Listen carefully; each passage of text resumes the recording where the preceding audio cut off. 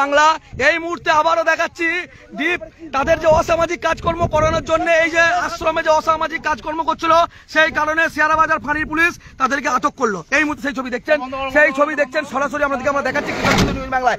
অসামাজিক কাজকর্মের সঙ্গে কাজ করছিল এই শেয়ারা বাজার এই যে রাতের অন্ধকারে এই এলাকাতেই করছিল।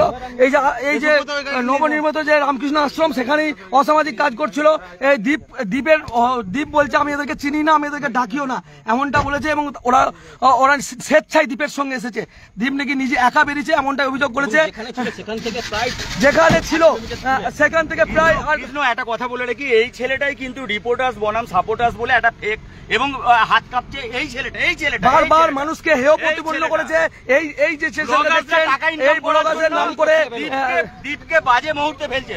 আমি এখনো বলি দীপ ভালো ছেলে। এবং গাড়ি এবং ফেক গাড়ি দিয়ে একটা গাড়িকে ফেক দিয়ে বলছে নামে নাকি করে দিয়েছি, এমনই অভিযোগ করছে। সেই ছবি দেখছেন সরাসরি এই মুহূর্তে শেয়ারা বাজার ফাঁড়ির পুলিশ তাদেরকে নিয়ে যাচ্ছে। এই মুহূর্তে দেখছেন সেই ছবি শেয়ারা বাজার ফাঁড়ির পুলিশ উচালন পেরিয়ে যাওয়ার পর আবারও ব্যাকে এসেছিলেন, ব্যাকে এসে এখানে অসামাজিক কাজকর্ম চালাচ্ছেন এমনটাই অভিযোগ। এবার দেখার বিষয় কি হয় তাদের। সেই ছবি দেখছেন সরাসরি এই মুহূর্তে শেয়ারা বাজার ফাঁড়ির পুলিশ তাদেরকে আটক করেছে। শেয়ারা বাজার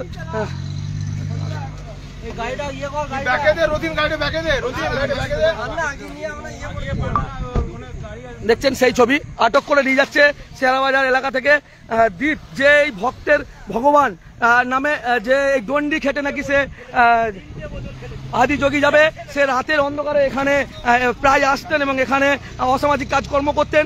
সেই তাই আজকে তাকে আটক করলো শেয়ারা বাজার ফাঁড়ির পুলিশ। দেখতে থাকুন, সঙ্গে থাকুন কৃষক সেতু নিউজ বাংলা।